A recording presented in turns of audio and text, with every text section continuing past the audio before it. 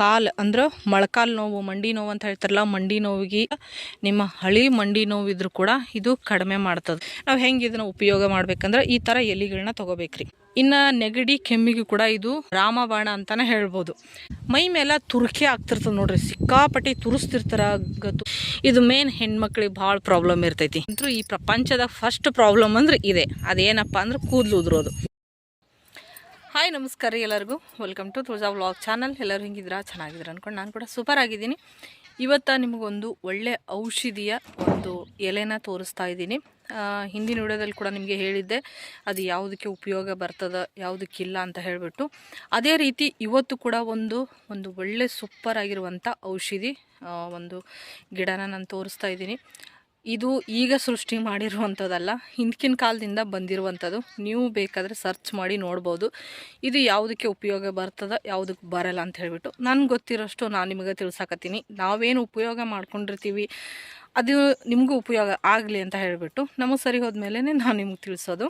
ಹಾಗಾಗಿ ಇದನ್ನು ನಮ್ಮವು ಉಪಯೋಗಿಸ್ಯಾರ, ಅವ್ರಿಗೆ ಸರಿ ಅನ್ಸೈತಿ. ಹಾಗಾಗಿ ಅದನ್ನು ಹೇಳಿದ್ರು ನಿಮ್ಮ ಜೊತೆ ಶೇರ್ ಮಾಡ್ಕೋಬೇಕಂತ ನಾನು ಅಂದ್ಕೊಂಡೆ.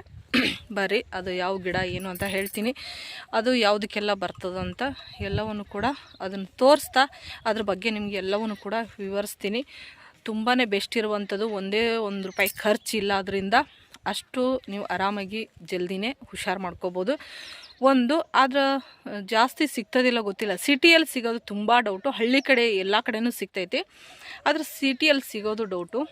ಇದೇ ಗಿಡ ಇಲ್ಲೆಲ್ಲ ಸುತ್ತ ಭಾಳ ಐತ್ರಿ. ಇದು ಪೂರ್ತಿ ಒಂದು ಲೈನ್ ಫುಲ್ ಅದೇ ಇತ್ತು, ಕಡಿಮೆ ಆಗೈತಿ. ಈಗ ಇಲ್ಲಿ ಒಂದು ಗಿಡ ಐತಿ, ಈ ಗಿಡ, ಮತ್ತು ಇಲ್ಲೊಂದು ಸ್ವಲ್ಪ ಐತಿ, ಮತ್ತು ಇಲ್ಲೊಂದು ಗಿಡ. ಇದು ಫುಲ್ ಅದೇ ಐತ್ರಿ. ಅದು ಯಾಕೋ ಒಣಗೋಗೈತಿ, ಎಲ್ಲ ಒಣಗಿ ಜಾಲಿ ಬೆಳ್ಕೊಂಬಿಟ್ಟೈತಿ. ಒಳ್ಳೇದು ಯಾವುದು ಉಳಿಯೋಲ್ಲ ರೀ, ಕೆಟ್ಟದ್ದೇ ಉಳಿಯೋದು ಅಲ್ವಾ.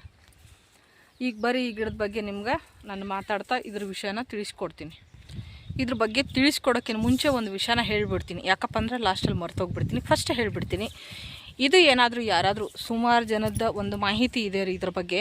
ಯಾರಾದರೂ ಇದನ್ನು ತಿನ್ನಬೇಕು, ಕಡಿಮೆ ಆಗ್ತೈತಿ ನೋವುಗಳು, ಇದನ್ನು ತಿನ್ನಿರಿ ಅಂತ ಹೇಳಿದ್ರೆ ಖಂಡಿತ ತಿನ್ನೋಕೆ ಹೋಗ್ಬೇಡ್ರಿ. ತಿನ್ನುವಂಥ ವಸ್ತು ಅಲ್ಲ ಇದು. ಹಾಗೆ ಮತ್ತು ತಿನ್ನುವಂಥ ಈ ಸೊಪ್ಪು ಅಲ್ಲ, ತಿನ್ನಬೇಕು. ಹೌದು, ತಿಂದರೂ ಕೂಡ ಇದರಿಂದ ನಮ್ಗೆ ಔಷಧಿ ಸಿಗ್ತೈತಿ. ಆದ್ರೆ ತಿನ್ನೋಕಿನ ಮುಂಚೆ ನೀವು ಆಯುರ್ವೇದ ಡಾಕ್ಟ್ರನ್ನ ಮೀಟಾಗಿ ಅವರು ಹೇಳಿದ್ರೆ, ನಿಮ್ಮ ಆರೋಗ್ಯ ಬಗ್ಗೆ ಚೆಕ್ ಮಾಡಿ ತಿನ್ಬೋದು ಅಂತ ಹೇಳಿದ್ರೆ ತಿನ್ನಿರಿ. ಅಲ್ಲಿವರೆಗೂ ಅದನ್ನು ತಿನ್ನೋಕೆ ಹೋಗ್ಬಿಡ್ರಿ. ನಮ್ಮವ್ವ ಹೇಳಿದ್ಮೇಲೆ ನನಗೆ ಅವ್ರು ಹೇಳಿದ್ರು ಕಡಿಮೆ ಆಗೈತಿ ನನಗಂತ ಹೇಳಿದ್ರು.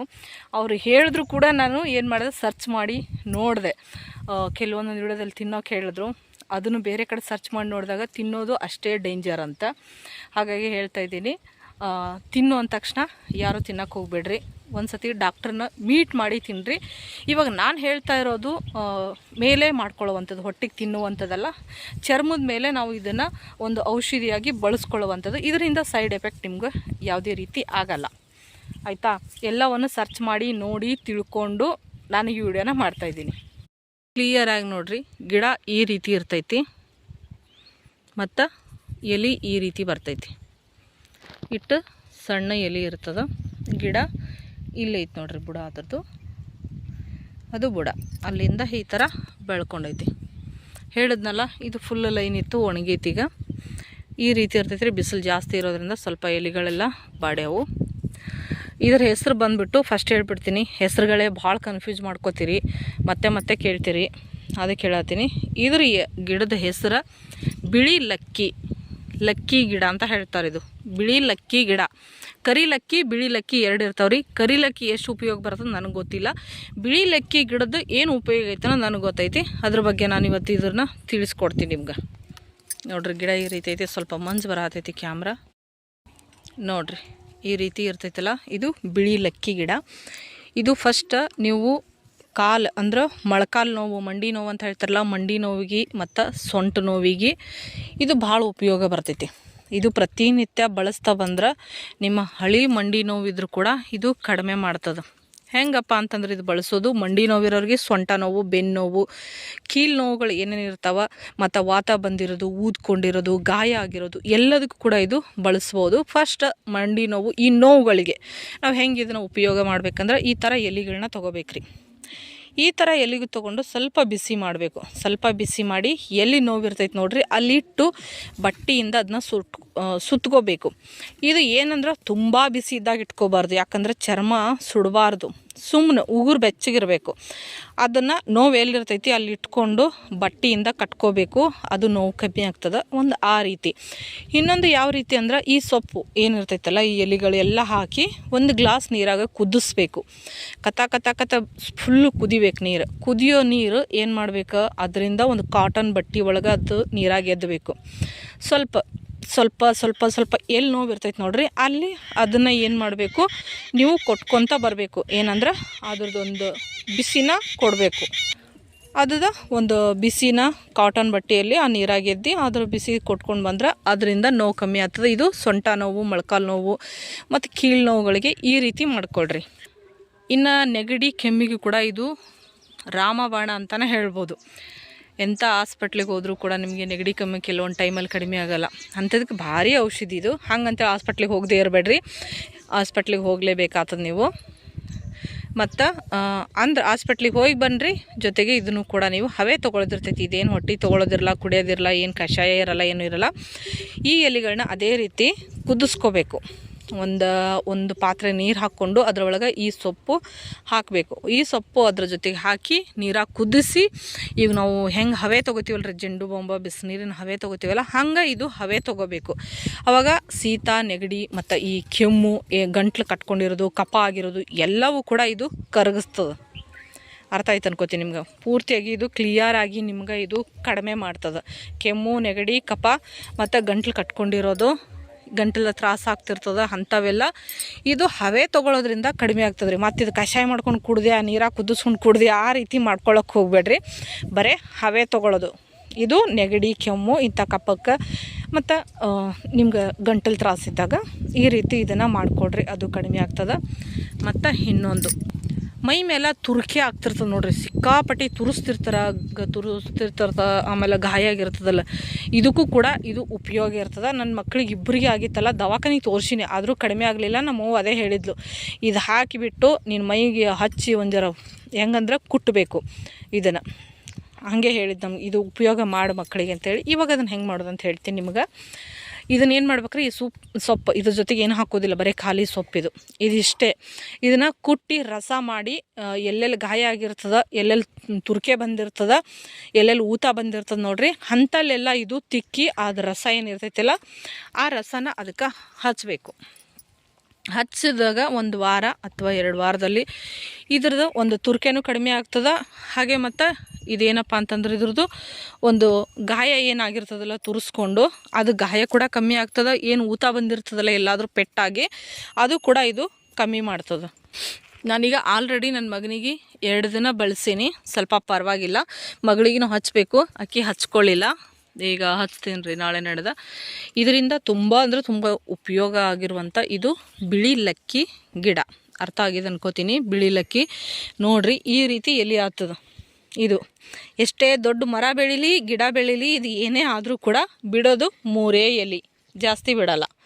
ನೋಡ್ರಿ ಇಲ್ಲೆಲ್ಲನೂ ನೋಡ್ಬೋದು ನೀವು, 3 ಎಲೆ ಇದು ಬಿಡೋದು. ಕರೆಕ್ಟಾಗಿ ನೋಡ್ಕೊಳ್ರಿ. ಮ್ಯಾಲೆ ಹಸಿರು ಇರ್ತೈತಿ, ಕೆಳಗಡೆ ಈ ರೀತಿ ಬೆಳ್ಳಗೆ ಬರ್ತೈತಿ. ಈಗ ಬೆಳ್ಳಗಿರ್ತೈತೆ ರೀ ಇದು. ಈ ರೀತಿ ಗಿಡ ಇರ್ತದೆ. ಒಂದು ಸತಿ ನೀವು ಕರೆಕ್ಟಾಗಿ ನೋಡ್ಕೊಡ್ರಿ. ಎಲ್ಲಾದರೂ ಸಿಕ್ಕರೆ ಇದರಿಂದ ಮನ್ಯಾಗ ಹಿರಿಯರು ಇರ್ತಾರೆ, ಒಂದು ಸ್ವಲ್ಪ ಉಪಯೋಗ ಆಗಲಿ, ಮಂಡಿ ನೋವಾಗಲಿ, ಕಾಲು ನೋವಿಗೆ. ಮತ್ತು ಈ ತುರ್ಕೆಗಳಿಗೆ ಹಾಸ್ಪಿಟ್ಲಿಗೆ ಹೋದ್ರೆ ಕೆಲವೊಂದು ತುರ್ಕೆಗಳು ಕಡಿಮೆ ಆಗಲ್ಲ. ಈಗ ನನ್ನ ಮಕ್ಕಳದೇ ಆಗೈತೆ ನೋಡ್ರಿ. ಆ ಥರದಕ್ಕೆಲ್ಲ ಈ ರೀತಿ ಔಷಧಿಗಳನ್ನ ಮಾಡಿಕೊಡ್ರಿ. ಇನ್ನು ಮೇನ್ ಹೆಣ್ಮಕ್ಳಿಗೆ ಈಗ ಹೇಳಿದ್ದು ಎಲ್ಲರಿಗೂ, ಹೆಣ್ಮಕ್ಳು ಗಂಡು ಮಕ್ಳಿಗೆ ಎಲ್ಲರಿಗೂ ಬರ್ತೈತಿ. ಇದು ಮೇನ್ ಹೆಣ್ಮಕ್ಳಿಗೆ ಭಾಳ ಪ್ರಾಬ್ಲಮ್ ಇರ್ತೈತಿ. ಗಂಡು ಮಕ್ಕಳು ಮಾಡ್ಕೋಬೋದು, ಹೆಣ್ಮಕ್ಳು ಮಾಡ್ಕೋಬೋದು ಪ್ರಾಬ್ಲಮ್ ಇರೋರು. ಇದು ಅಂತೂ ನಮ್ಮ ಹೆಣ್ಮಕ್ಳಿಗಂತೂ ಈ ಪ್ರಪಂಚದ ಫಸ್ಟ್ ಪ್ರಾಬ್ಲಮ್ ಅಂದ್ರೆ ಇದೆ. ಅದೇನಪ್ಪ ಅಂದ್ರೆ ಕೂದಲು ಉದುರೋದು. ಕೂದಲು ಎಷ್ಟು ಉದುರ್ತದಂದ್ರೆ ಮನುಷ್ಯರಿಗೆ ಅಷ್ಟು ಬೇಸರ, ಯಾಕಪ್ಪ ಇದು ಅನ್ನಂಗೆ ಆಗಿಬಿಟ್ಟಿರ್ತೈತಿ. ಕೂದಲಿಗಂತೂ ಭಾರಿ ಮದ್ದು ನೋಡ್ರಿ ಇದು. ಕೂದಲಿಗೆ ಹೆಂಗೆ ಮದ್ದಪ್ಪ ಅಂತಂದ್ರೆ ಈ ಎಲೆಗಳೇನಿರ್ತಾವೆ ನೋಡ್ರಿ, ಈ ಎಲೆಗಳನ್ನ ತೊಗೊಳ್ಳೋದು. ಒಂದು 10-15 ಎಲೆನ ತೊಗೊಂಡು ಕೊಬ್ಬರೆಣ್ಣ ಹಾಕಿ ಕುದಿಸೋದು. 1 ವಾರಕ್ಕೆ ಮಾಡ್ಕೋತಿರೋ ಅಥವಾ 1 ತಿಂಗಳಿಗೆ ಮಾಡ್ಕೋತಿರೋ ಮಾಡ್ಕೊರಿ. 1 ತಿಂಗಳಿಗೆ ಮಾಡ್ಕೊಂಡ್ರೆ ಒಂದು ಹಿಡಿನ ತೊಗೊಳ್ರಿ. 1 ವಾರಕ್ಕೆ 1 ತಿಂಗಳಿಗೆ ಮಾಡ್ಕೊಂಡ್ರೆ ಒಂದು ಹಿಡಿ ಹಾಕ್ರಿ. ಸೊಪ್ಪು ಅಥವಾ ಒಂದು ವಾರಕ್ಕೆ ಮಾಡ್ಕೊಂಡ್ರೆ ಒಂದು 10-15 ಒಂದು 20 ಎಲೆಗಳನ್ನ ಹಾಕಿ ಅದನ್ನು ಎಣ್ಣೆಗೆ ಕುದಿಸ್ಬೇಕ್ರಿ. ಕೊಬ್ಬರಿ ಎಣ್ಣೆಗೆ ನೀವು ಯಾವ ಎಣ್ಣೆ ಹಚ್ಕೋತೀರಿ ನೋಡ್ರಿ ಆ ಕೊಬ್ಬರಿ ಎಣ್ಣೆಗೆ ಇದನ್ನು ಹಾಕಿ ಕುದಿಸ್ಬೇಕ್ರಿ. ಇದನ್ನು ಹಾಕಿ ಕುದಿಸಿ ತಲೆಗೆ ಹಚ್ಕೋಬೇಕು. ಒಂದಿನ ಬಿಟ್ಟು ಒಂದಿನ ಇದನ್ನು ಹಚ್ಕೊಂಡು ಬರಬೇಕು. ಕೂದಲು ಎಷ್ಟೇ ಕೂದಲು ಉದುರ್ಲಾಕತ್ತಿದ್ದು ಅಂದ್ರೆ ಕೂದಲು ಉದುರೋದು ನಿಂದಿರ್ತದೆ. ಹಾಗೆ ಮತ್ತು ಹೊಸ ಕೂದಲು ಬೆಳೀತದೆ, ಕೂದಲು ಶೈನಿಂಗ್ ಆಗ್ತವೆ, ಭಾರಿ ಮಸ್ತ್ ಕೂದಲು ಮಾತ್ರ ಬೆಳಿತಾವ್ರಿ. ಕೂದಲಿಗೆ ಕೂಡ ಇದು ಉಪಯೋಗ ಐತಿ. ಏನೋ ಗೊತ್ತಿಲ್ಲ, ಕ್ಯಾಮ್ರಾ ಪೂರ್ತಿ ಮಬ್ಬು ಬರತೈತಿ. ಈ ರೀತಿ ಇದು ಎಲ್ಲದಕ್ಕೂ ಕೂಡ ನೀವು ಉಪಯೋಗ ಮಾಡ್ಕೋಬೋದು. ಮತ್ತು ಇದ್ರ ಹೆಸರು ಏನ್ರಿ ಅಂತ ಕೇಳಕ್ಕೆ ಹೋಗ್ಬೇಡ್ರಿ, ಮತ್ತು ಎಲ್ಲಿ ಸಿಗ್ತದೆ ಅಂತ ಎಲ್ಲ ಕಮೆಂಟ್ ಮಾಡಿರಿ. ನಿಮ್ಗೆ ಡೌಟ್ ಇದ್ದಿದ್ದು ಬೇಡ ಅನ್ನಲ್ಲ, ಡೌಟ್ ಇದ್ದಿದ್ದು ಏನೇ ಇದ್ರೂ ನಾನು ರಿಪ್ಲೈ ಮಾಡ್ತೀನಿ. ಏನಂದ್ರೆ ಸ್ವಲ್ಪ ಲೇಟ್ ಆಗ್ತದೆ ಇಲ್ಲಿ ರಿಪ್ಲೈ ಮಾಡೋಕೆ, ಊರಾಗಿರೋದ್ರಿಂದ ಸ್ವಲ್ಪ ಲೇಟ್ ಆಗ್ತದೆ ಅಷ್ಟೇ, ಏನಿಲ್ಲ ರಿಪ್ಲೈ ಮಾಡ್ತೀನಿ. ತುಂಬ ಕಮೆಂಟ್ಗಳನ್ನ ನೋಡ್ಕೊಂಡು ರಿಪ್ಲೈ ಮಾಡ್ತೀನಿ ನಾನು. ಹಾಗೆ ಇದನ್ನು ಉಪಯೋಗಿಸೋದು ಮಾತ್ರ ಎಲ್ಲ ಕ್ಲಿಯರಾಗಿ ಹೇಳಿ ನಿಮ್ಗೆ, ಆಯಿತಾ. ಒಂದಿನ ಇದು ಹಚ್ಕೊಂಡು ತಲೆಗೆ ಎಣ್ಣೆ ಹಚ್ಕೊಂಡ್ರೆ ಏನೂ ಪ್ರಾಬ್ಲಮ್ ಆಗೋದಿಲ್ಲ ನಿಮ್ಗೆ. ವಾರದಾಗ 2 ಸತಿನ ತಲೆ ಸ್ನಾನ ಮಾಡ್ಕೊಳ್ರಿ. ನಿಮ್ಗೆ ತುಂಬ ಇಲ್ಲ ನಾವು ಡೈಲಿ ನಾವು ಹಚ್ಚೋದಿಲ್ಲ ಅಂತ ಅನ್ನೋರಾಗಿದ್ರಂದ್ರೆ ಏನು ಮಾಡ್ತೀರಂದ್ರೆ ವಾರದಾಗ ಒಂದು 2-3 ಸತಿ ಆದರೂ ಇದನ್ನು ಹಚ್ಕೊಳ್ರಿ. ಕೂದಲು ಉದುರೋದು ಕಮ್ಮಿ ಆಗಬೇಕು, ಕೂದಲು ಬೆಳಿಬೇಕು, ಮತ್ತು ಶಿಲ್ಕಿ ಏನು ಸೈನಿ ಹೇಳ್ತಿರಲ್ಲ ಆ ರೀತಿ ಎಲ್ಲ ಆಗಬೇಕು. ಮತ್ತು ಈ ಕೂದಲು ಒಂದಕ್ಕೊಂದು ಈಗ ಗಿಡದ ಥರ ಬೆಳೆದು ಬಿಟ್ಟಿರ್ತಾವೆ ನೋಡ್ರಿ, ಒಂದು ಬುಡ ಇರ್ತೈತಿ, ಈ ರೀತಿ ಎಲ್ಲ ಬೆಳ್ಕೊಂಡ್ಬಿಟ್ಟಿರ್ತಾವೆ.